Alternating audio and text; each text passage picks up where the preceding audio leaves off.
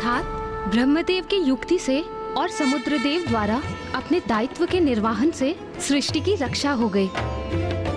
और उधर गुफा के भीतर माता और महादेव की दृष्टि एक दूसरे के ऊपर जा चुकी थी, अर्थात अब सब कुशल होने वाला था।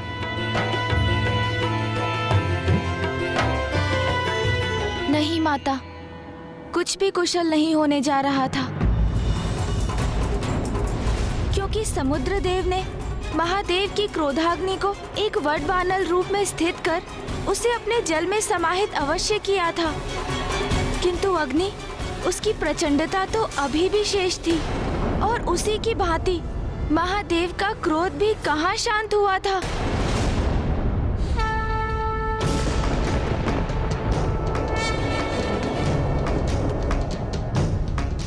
अंततः महायोगी जी अपने चिर ध्यान से बाहर आ ही गए।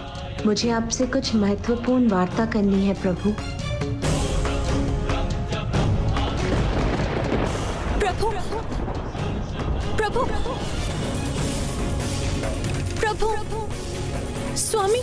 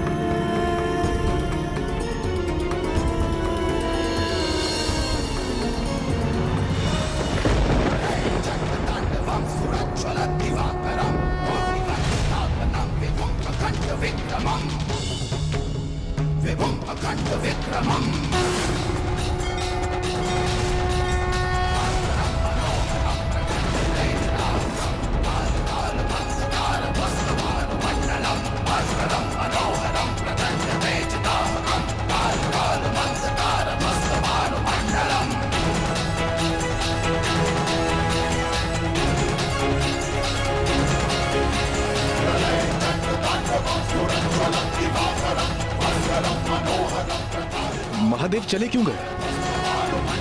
अब तो उन्होंने माता पार्वती को अवश्य देख लिया होगा, तो इस प्रकार जाने का कारण क्या हो सकता है? उनकी क्रोधा अग्नि का प्रभाव भले ही सीमित हो गया है, किंतु उनका क्रोध कामदेव को भस्म करने के पश्चात भी शांत नहीं हुआ है।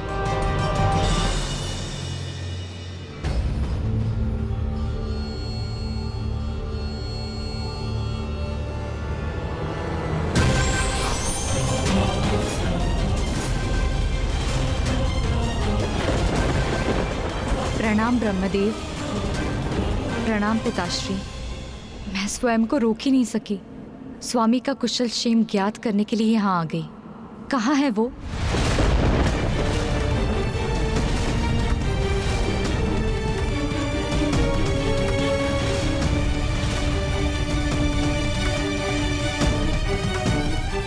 अब सभी इतने शांत क्यों हैं? कुछ कहते क्यों नहीं? स्वामी कहाँ है?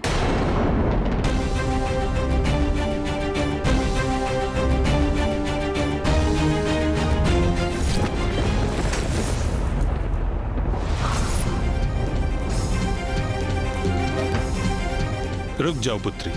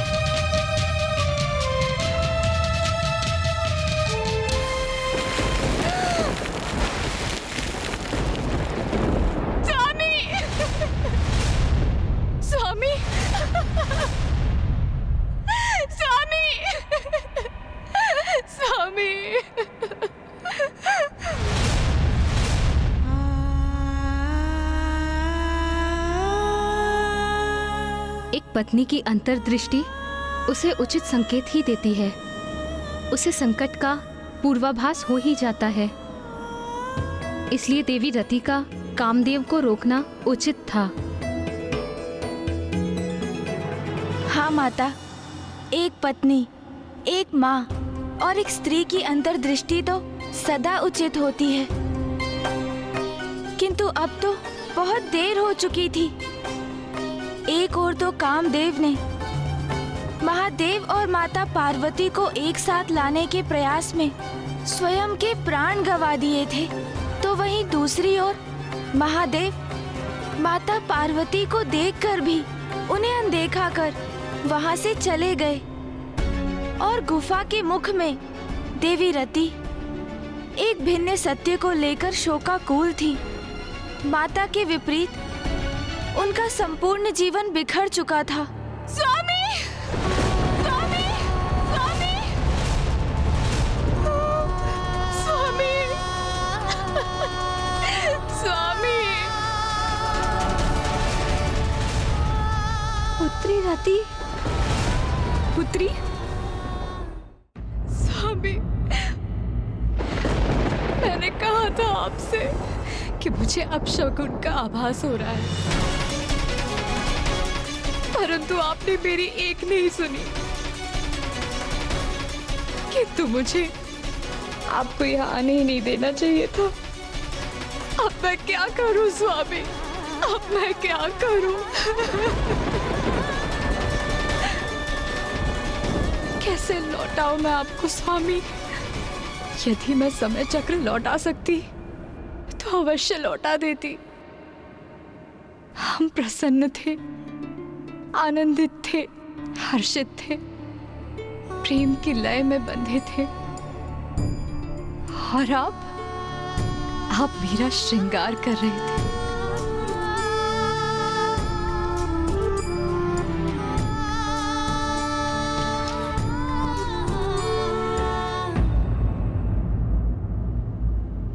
और फिर आगमन हुआ देवराज इंद्र का।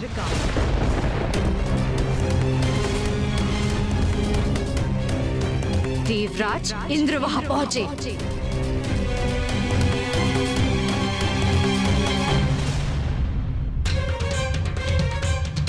अब आपने अपने नेत्र क्यों झुका लिए हैं देवराज इंद्र?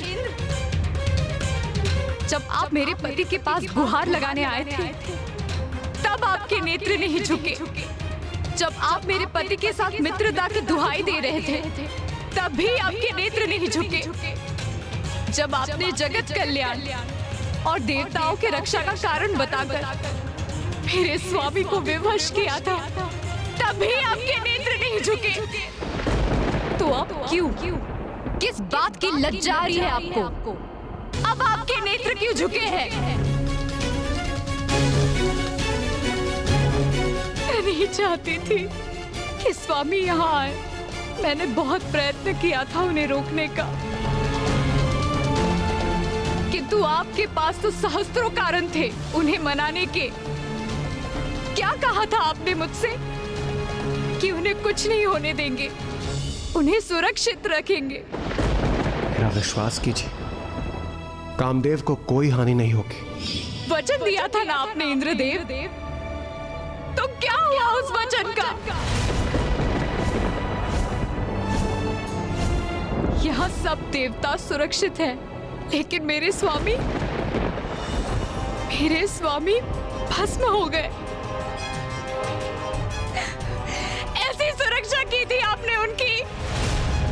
आप मेरे पति की मृत्यु का कारण है इंद्रदेव। आप तो देवराज है ना, तो मैं इस बात की साक्षी हूँ कि देवराज के वचन का कोई अर्थ नहीं। आप मेरे निवास पर आए, मेरे समक्ष खड़े रहे, मुझे वचन दिया, मुझे आश्वस्त किया और मेरे पति को मेरे सामने लेकर गए। इसीलिए आप ही मेरे और मेरे पति के दोषी हैं। कुछ नहीं सुनना है मुझे। आप अपना वचन निभाए, जीवित कीजिए मेरे पति को। देवी रति, जो आप समझ रही हैं वास्तव में वैसा नहीं, अब आपके मुख से मैं और कुछ सुनना नहीं चाहती। आपने वचन दिया था ना मुझे कि मेरे पति की रक्षा करेंगे, रक्षा करेंगे। दिया था तो हम नहीं दिया था देवराज।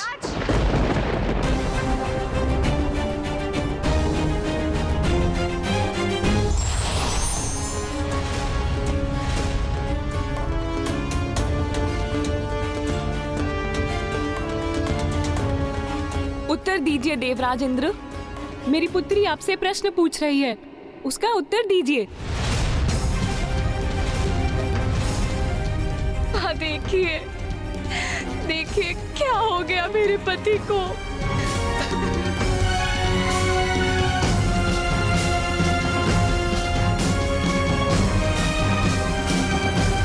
स्वामी, अब आप ही कुछ कीजिए स्वामी। नहीं प्रिय, मैं कामदेव को पुनः जीवित नहीं कर सकता। उनका अंत महादेव की क्रोधाग्नि से हुआ है और मैं महादेव की इच्छा के विरुद्ध नहीं जा सकता।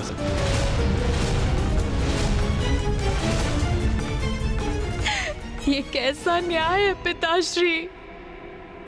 इंद्रदेव ने मुझे आश्वस्त कर ये कहा था।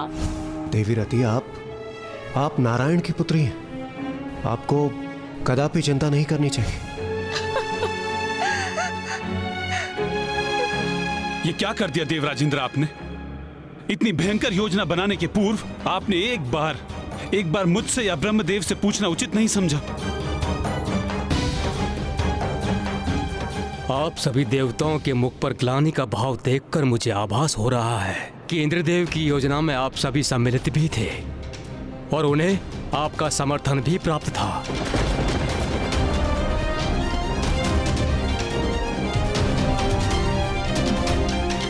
वाह इंद्रदेव वाह! आज तो आपने सभी सीमाओं का उल्लंघन कर दिया। सूर्यदेव, अग्निदेव, वरुण देव, वायुदेव, आप सभी इंद्रदेव के साथ थे ना? आप सबकी सहमति प्राप्त थी उन्हें, फिर एकमात्र मेरे पति दंड के भागी क्यों बने? महादेव की क्रोधाग्नि से मेरे पति की रक्षा करने क्यों नहीं आए आप लोग? क्यों नहीं आए? देवी रति, मैं यहीं उपस्थित था किंतु सब कुछ पलक झपकते ही हो गया और जो कुछ भी हुआ ये उचित नहीं है। किंतु मुझे कदापि ज्ञात नहीं था कामदेव के बाण से महादेव की क्रोधाग्नि जागृत हो जाएगी। क्या कल्पना भी नहीं की थी आपने? मैंने स्वयं आपसे कहा था कि महादेव महायोगी हैं। उन्हें कोई भी, मेरे पति कामदेव भी, काम भावना के वश में नहीं कर सकते। जो सत्य मैं भली भांति समझती हूँ, उस सत्य का आभास भी नहीं हुआ आपको। फिर कैसे देवराज इंद्र है आप?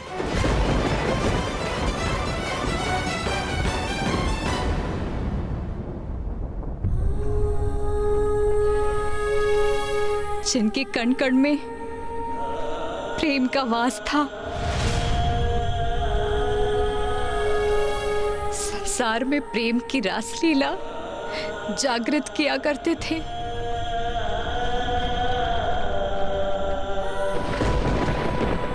कितनी अपार पीड़ा हुई होगी स्वामी को, कितने तड़पे होंगे वो, जब आप देवताओं के कारण महादेव की क्रोधाग्नि ने भस्म किया होगा उन्हें। और आप सभी ने तनिक भी इस बात का विचार किया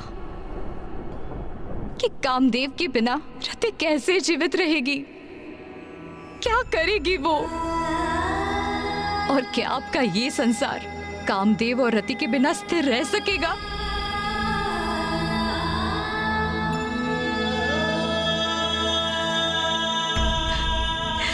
क्या हमारे बिना संसार में नवीन प्राणियों का जन्म हो सकेगा?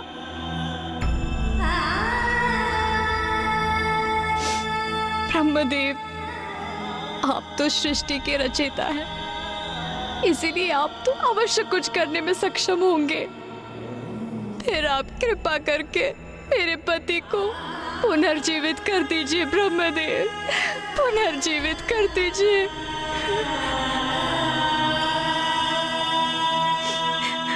पिताश्री, आप तो पिता है ना मेरे, आपका जामाता मृत अवस्था में है, फिर आप क्यों नहीं जीवित कर रहे उन्हें? क्या आपको आपकी पुत्री का वैधव्य विचलित नहीं कर रहा? आप मुझे विधवा रूप में कैसे देख पा रहे हैं पिताश्री? कैसे देख पा रहे हैं?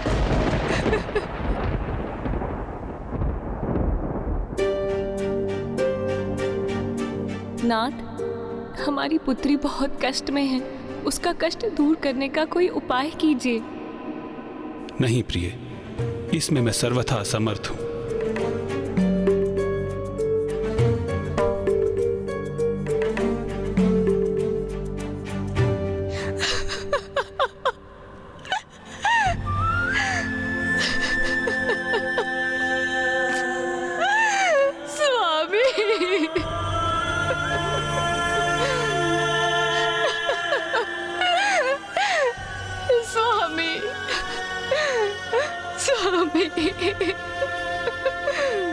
ब्राह्मण देवता ब्रह्मदेव, नारायण, देवराज इंद्र एवं सभी अन्य देवगण वहां एक साथ उपस्थित थे, फिर भी कुछ भी करने में असमर्थ थे।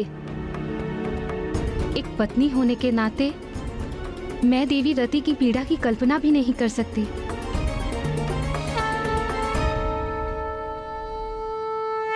तो क्या अब कुछ भी नहीं हो सकता था? किंतु कामदेव से रहित संसार में तो असंतुलन स्थापित होता ना। जब सर्वत्र निराशा का अंधकार छाया हो, तभी तो भगवान में विश्वास की परीक्षा होती है। और वहां छाए उस अंधकार में भी आशा की एक किरण थी। ब्रह्मदेव और नारायण को ये भली भांति ज्ञात था कि यदि उस स्थिति को सुधारने हेतु कोई कुछ कर सकता था तो वो एकमात्र माता आदि शक्ति ही थी। अपने आवेश में महादेव गुफा से बाहर निकल गए, किंतु माता वो तो अपने पूर्व काल की स्मृतियों और महादेव के सानिध्य में बिताए गए पलों के विचार में डूबी उस गुफा में ही स्थित थीं। देवी पार्वती, अब समय आ गया है, स्वयं को पहचानिए, क्योंकि अब आगे जो कुछ भी करना है आपको ही करना है।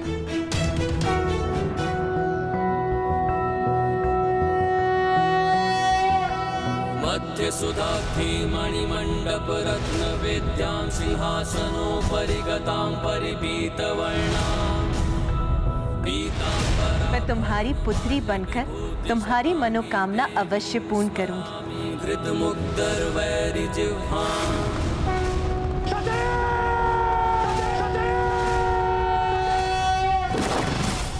जिसे सदैव भूत प्रेत पिशाचों से घिरे रहना प्रिय हो, वो मंगलकारी कैसे हो सकता है?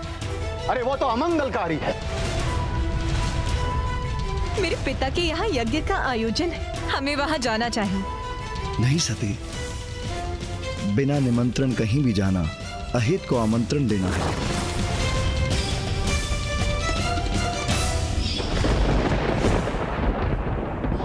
मैं जो तीनों लोकों को नियंत्रित करती हूँ, मैं जिनसे त्रिदेवियों अर्थात देवी लक्ष्मी, सरस्वती और पार्वती की उत्पत्ति हुई है, एकमात्र मैं ही महादेव की पत्नी बनने के योग्य हूँ। मैं आदि शक्ति शैलपुत्री पार्वती के स्वरूप में पुनः जन्म लूंगी।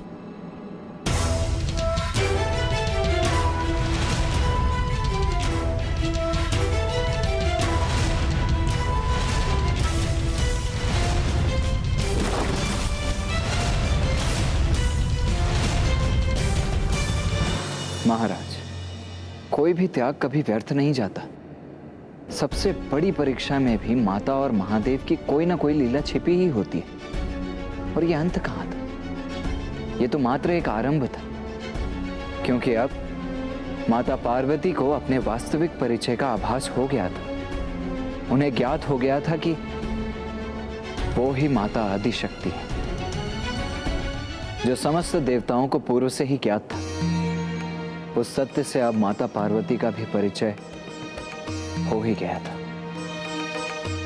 किंतु देवता ही नहीं, अट्टासुर के सूचित करने पर तारकासुर अब इस सत्य को लेकर सचेत हो गया था और अब वो किसी प्रकार की असावधानी नहीं करने वाला था।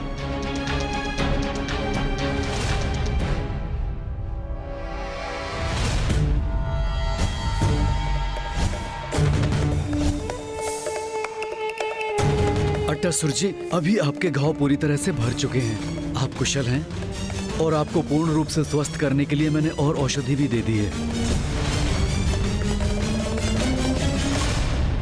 एक सुझाव है आपके लिए, आप कुछ समय और विश्राम कर लीजिए।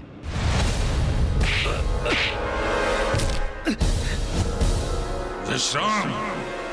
अब तो तभी विश्राम करूंगा जब मेरी मृत्यु होगी।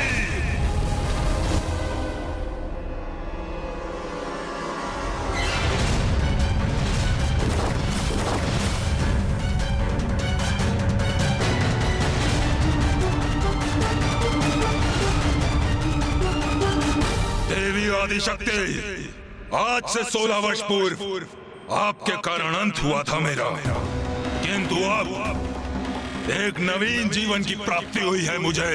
अब मैं पहले से भी अधिक बलशाली हो चुका हूँ। प्रतीक्षा करो देवी, प्रतीक्षा करो। महाराज की अनुमति प्राप्त करते ही मैं तुम्हारा विनाश कर दूंगा।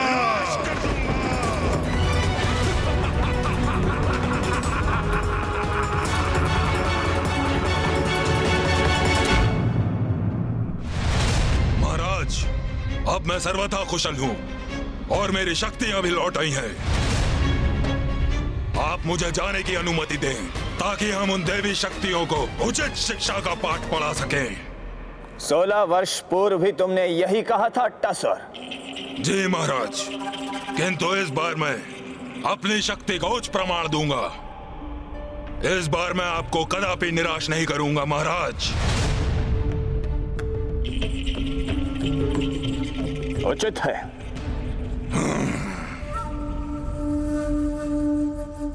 किंतु तुम अकेले नहीं जाओगे अट्टासुर।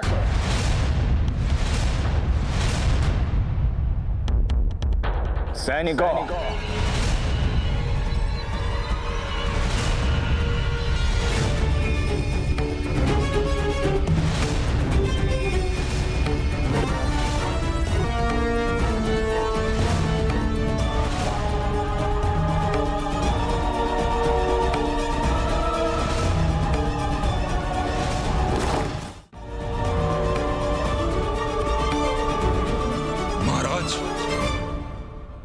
ये क्या है और कौन है इसके भीतर?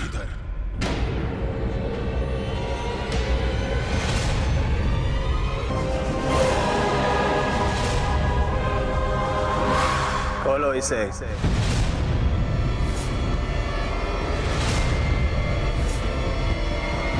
खोलो इस संदूक को।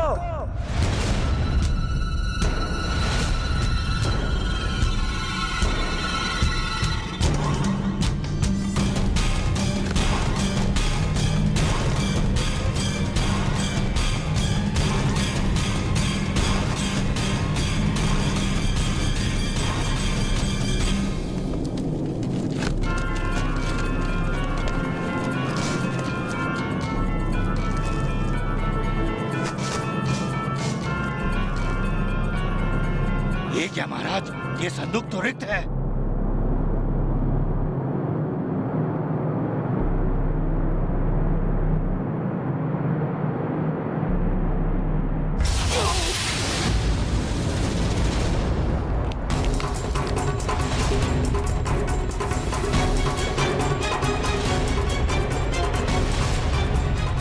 ये कौन सी शक्ति थी इसके भीतर जिसने उस सैनिक को ही भीतर खींच लिया और उसे अपना आहार बना लिया?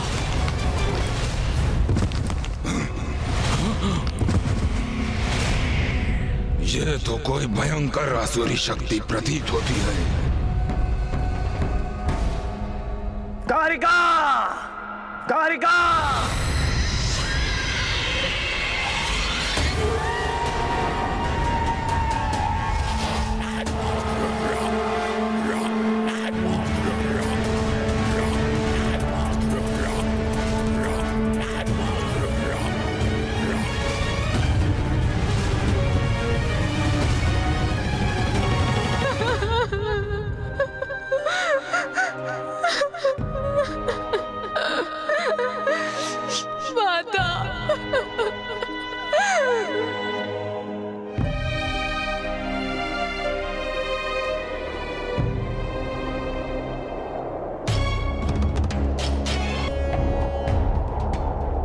अकस्माती वायु प्रवाह कैसा?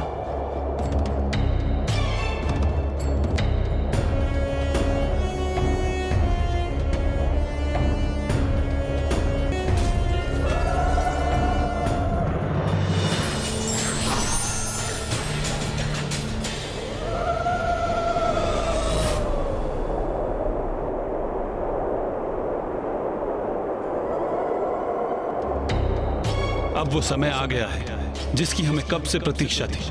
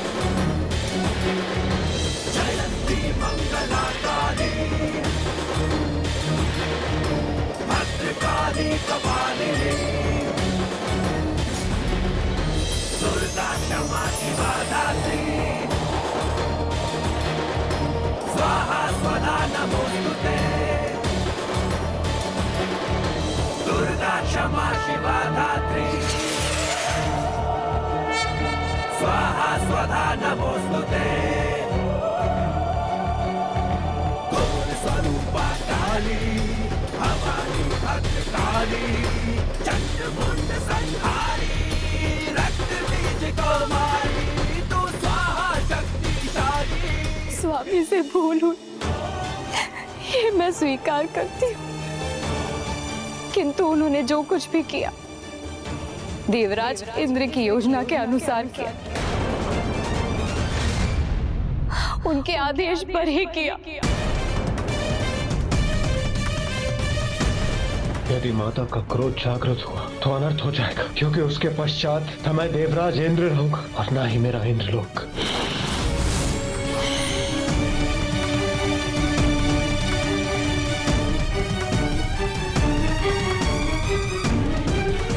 माता, मैंने अपने पति को खो दिया और सृष्टि ने कामदेव को।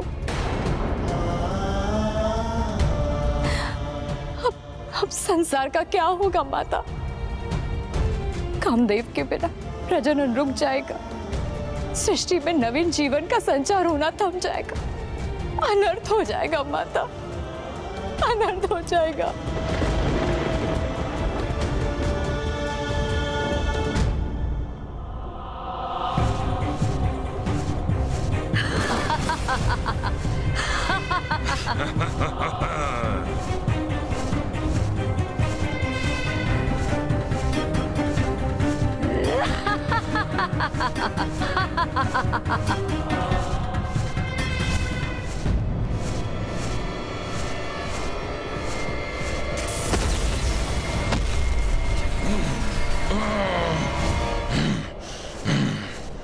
क्या हुआ अट्टासुर?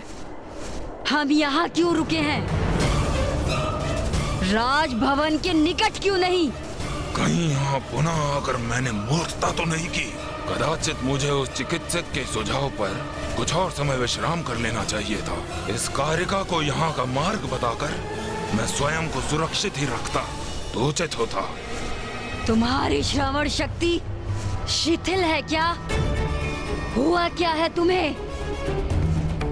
चलो, यदि तुम नहीं जाओगे तो मैं स्वयं ही चली जाऊंगी। इस देवी आदि शक्ति का अंत मैं अकेले ही कर सकती हूँ। अच्छा, इतना ही विश्वास है स्वयं पर, तो जाओ ना। कौन रोक रहा है तुम्हें? मैं भी तो देखूं कि क्या कर सकती हो तुम। तो तुम मेरी प्रतीक्षा करो और देखो मैं क्या कर सकती हूँ। मुझे इससे उचित दूरी पर रहना होगा, जिससे इसका अंत होते देख सकूं।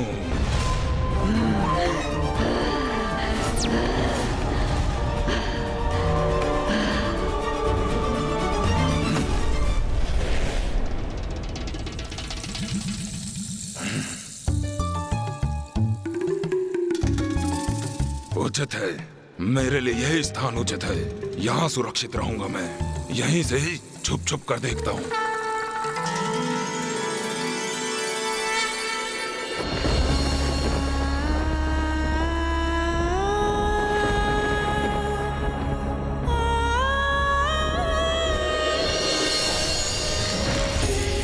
सरस्वतीं व्यासं ततो जयम् उदीरये।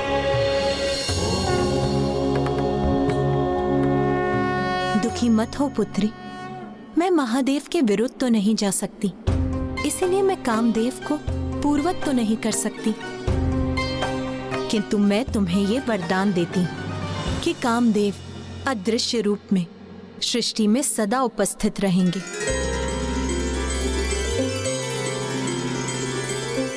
और उनकी पत्नी होने के नाते एकमात्र तुम ही उन्हें देख सकोगी।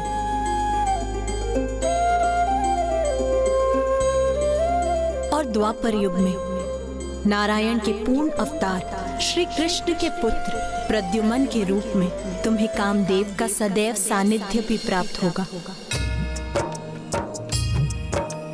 या देवी सर्वभूतेषु शक्तिरूपेण संस्थिता। नमस्तस्यै नमस्तस्यै नमस्तस्यै नमो नमः।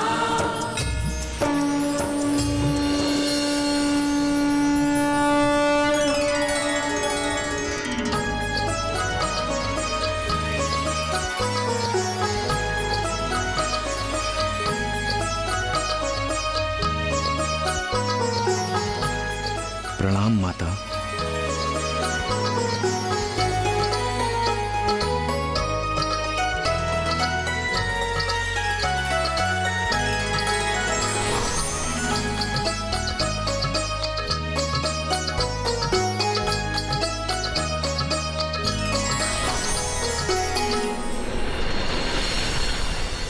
स्वामी, मैं आपको देख सकती हूँ स्वामी। माता ने आपको नया जीवन प्रदान कर दिया स्वामी। धन्यवाद माता।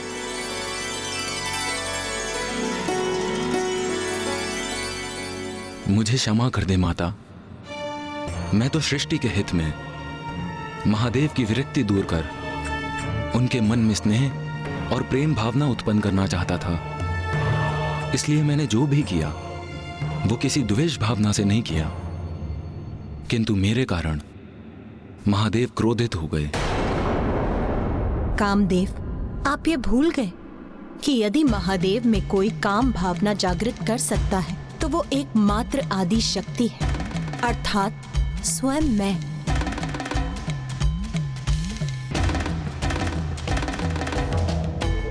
देवी रति,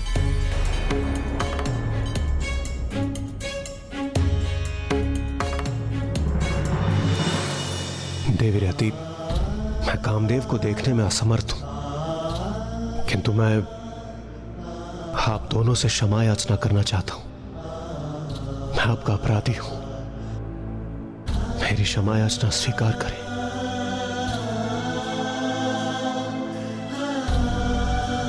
इंद्रदेव,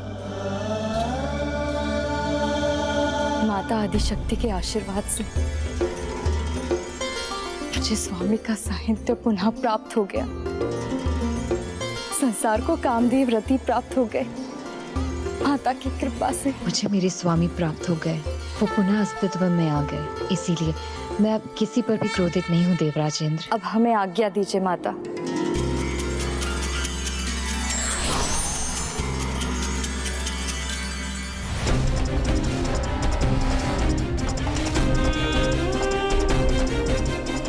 अंत करूंगी मैं देवी आदिशक्ति का।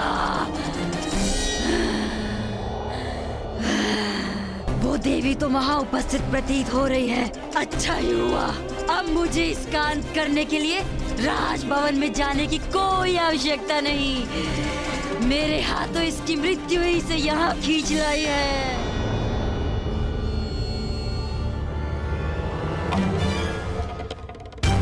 कारिका देवी शक्ति का अंत करेगी, फिर मैं उस दुष्ट कारिका का वध कर देवी आदि शक्ति के अंत का श्रेय ले लूंगा।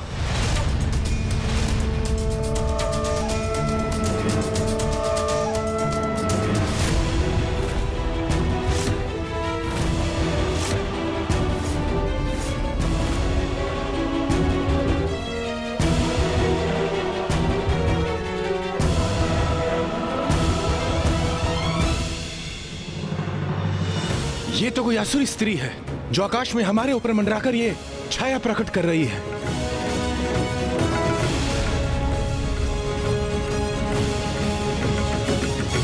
तारकासुर बहुत समय से शांत बैठा था। अब वो अपनी असुरी सेना को भेजकर देवी आदिशक्ति का अहित करना चाहता है।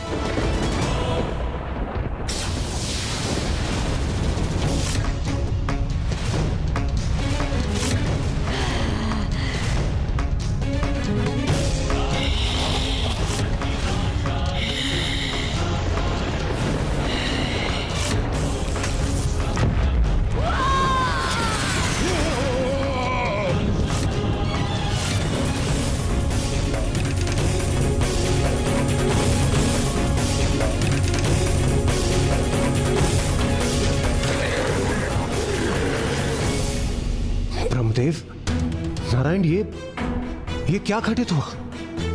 देवराजेंद्र, माता आदिशक्ति को इस असुरी शक्ति का आभास हो गया था और उन्होंने अपने एक हुंकार से समस्त असुरों को छिन्न भिन्न कर दिया। एकमात्र आदिशक्ति ही ऐसा करने में सक्षम है।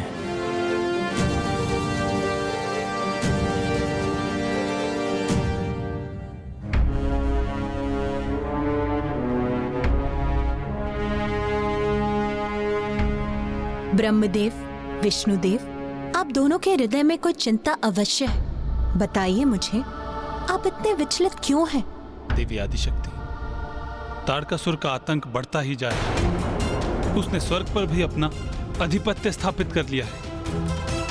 यज्ञ में व्यवधान उत्पन्न कर रहा है। निर्दोषों को कष्ट देकर उन्हें व्यथित कर रहा है।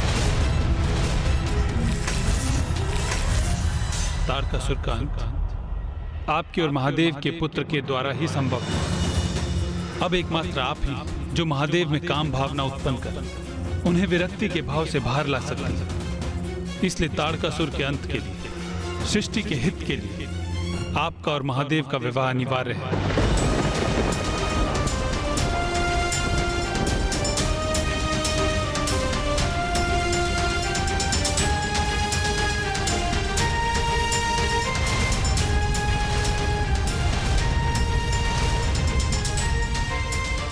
माता पार्वती भी विचलित क्यों प्रतीत हो रही है?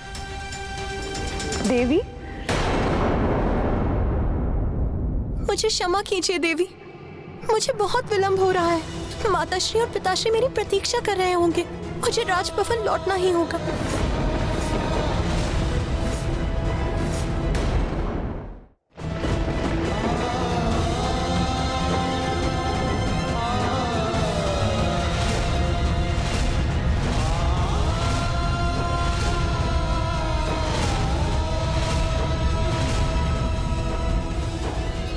मैं कुछ समझा नहीं। माता पार्वती पुनः महाराज हिमावन की पुत्री के रूप में आ गई, किंतु क्यों? इसका कारण तो स्पष्ट है। एक नारी की गरिमा, उसके संस्कार और सम्मान।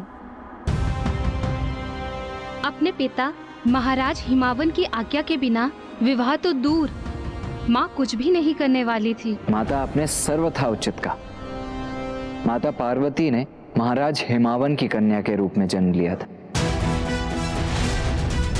इसीलिए अब महादेव से उनका विवाह तो तभी संभव था जब स्वयं महादेव उनके पिता के पास उनके साथ अपने विवाह का प्रस्ताव लेकर पहुंचते।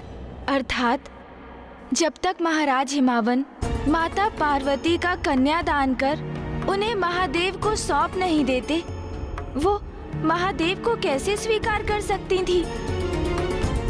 इसीलिए माता को स्वयं का वास्तविक परिचय ज्ञात होने के बाद भी महाराज हिमावन के राजभवन लौट गईं। इधर देवता पुनः चिंतित थे, क्योंकि इतनी बड़ी सफलता प्राप्त करने के उपरांत भी वो पुनः निरुपाय हो गए थे, और उधर तारकासुर को भी असफलता ही हाथ लगी। विश्वास है मुझे, इस बार कोई चूक संभव नहीं। अट्टासुर को ज्ञात है कि देवी आदि शक्ति कहाँ स्थित है, और उससे प्रतिशोध लेने के लिए तत्पर है वो। और उसके साथ मैंने उस असुरी कारिका को भी भेजा है। अब किसी भी क्षण उनमें से कोई उस आदि देवी शक्ति के अंत की शुभ सूचना लेकर अवश्य ही आता होगा। अवश्य।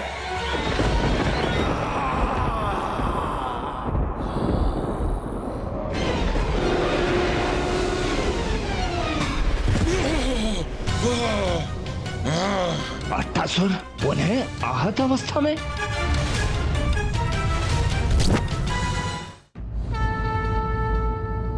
ब्रह्मदेव, नारायण, अब तक तो महादेव और माता पार्वती का एक दूसरे को ना देखना ही हमारे लिए सबसे बड़ी चिंता का विषय था। किंतु हमें आशा थी कि दर्शन प्राप्त कर वो एक दूसरे का सानिध्य प्राप्त कर लेंगे, किंतु यहाँ तो सब कुछ हमारी आशाओं के विपरीत हो रहा है। एक और महादेव माता पार्वती को देखते ही कहीं और प्रस्थान कर गए, और माता भी पुनः अपने पिता के घर लौट गई। देवराज, मुझे ज्ञात है आप सभी महादेव और देवी पार्वती की विवाह की प्रतीक्षा बड़ी अधीरता से कर रहे हैं, किंतु आप ये क्यों भूल रहे हैं कि विवाह संबंध स्थापित होना इतना सरल नहीं। विवाह होना इतना सरल नहीं अर्थात? वायुदेव, विवाह संबंध विधि विधान और इस संबंध की मर्यादा हम स्त्रियां ही भली भांति समझ सकती हैं, क्योंकि महादेव और देवी पार्वती की दृष्टि एक दूसरे पर गई अवश्य, किंतु इसका अर्थ ये नहीं कि वो तभी गंधर्व विवाह संपन्न कर लेते। अर्थात माता? विवाह संबंध स्थापित करने हेतु मर्यादा अनुसार सर्वप्रथम वर पक्ष की ओर से कन्या के लिए विवाह का प्रस्ताव आना अनिवार्य होता है। अर्थात देवी पार्वती से विवाह करने हेतु महादेव को अपनी ओर से विवाह का प्रस्ताव देवी पार्वती के पिता महाराज हिमावन तक भिजवाना होगा। किंतु माता, जिस प्रकार क्रोधावेश में महादेव यहाँ से प्रस्थान किए, उससे तो यही प्रतीत होता है कि विवाह में उनकी तनिक भी रुचि नहीं। तो फिर वो विवाह का प्रस्ताव क्यों भेजेंगे? देवी लक्ष्मी, प्रतीत होता है कि हम देवियों को ही देवताओं को सब समझाना होगा। हाँ देवी सरस्वती, इतने दिग्गज, ज्ञानी और शक्तिशाली देवता होकर भी विवाह अर्थात गृहस्थ जीवन के आरंभ की अधूरी ही समझ है इन्हें। देवगण, आप सभी ये क्यों भूल रहे हैं कि महादेव देवी सती को खोने की प्रचंड पीड़ा को सहन करने के उपरांत सभी सांसारिक क्रियाकलापों से विरक्त हो गए हैं, किंतु अब क्षण भर के लिए ही सही महादेव को देवी पार्वती की एक झलक अवश्य प्राप्त हुई थी। तो महादेव के मन में भी देवी पार्वती के लिए प्रबल आकर्षण अवश्य उत्पन्न हुआ होगा। हमें महादेव के मन को टटोल कर बड़ी ही सावधानी और संवेदनशीलता से उन्हें समझाना होगा, अन्यथा उनका कोप जागृत हो सकता है।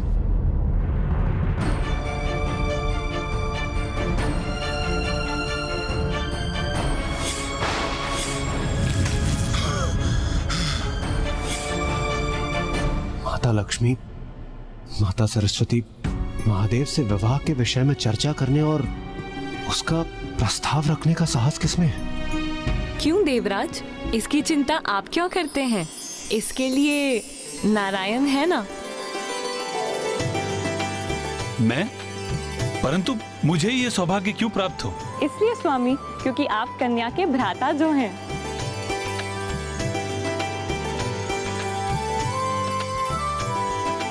उचित है, मुझे ये सौभाग्य स्वीकार है। नाथ, आप तो महादेव के समक्ष जाने के लिए आतुर हो गए, किंतु इसका विचार किया है कि आप उन्हें कहेंगे क्या? इस पर भी तनिक विमर्श कर लीजिए। उचित है प्रिय। महादेव की ओर से महाराज हिमावन के पास देवी आदिशक्ति के विवाह का प्रस्ताव बाद में जाएगा। उसके पूर्व मैं देवी आदिशक्ति के विवाह का ऐसा प्रस्ताव महादेव के पास लेके जाऊंगा जिसे वो अस्वीकार नहीं कर पाएंगे। तो क्या नारायण महादेव के पास ये विवाह प्रस्ताव लेकर पहुंचे? हाँ माँ, और नारायण तो नारायण, और अब तो वो अपनी बहन के विवाह का प्रस्ताव लेकर महादेव के निकट पहुंचे थे। तो महादेव ने श्री हरि नारायण का प्रस्ताव स्वीकार कर लिया? महादेव, मेरी बहन पार्वती, हम उसके विवाह का प्रस्ताव लेके आपके पास आए। नहीं, ये मुझे स्वीकार नहीं, ये मुझे स्वीकार नहीं, ये मुझे स्वीकार नहीं। किंतु महादेव ने प्रस्ताव को अस्वीकार क्यों कर दिया? माता को स्वयं के ब्रह्मचारिणी रूप के सत्य को भी अभी सिद्ध करना शेष था।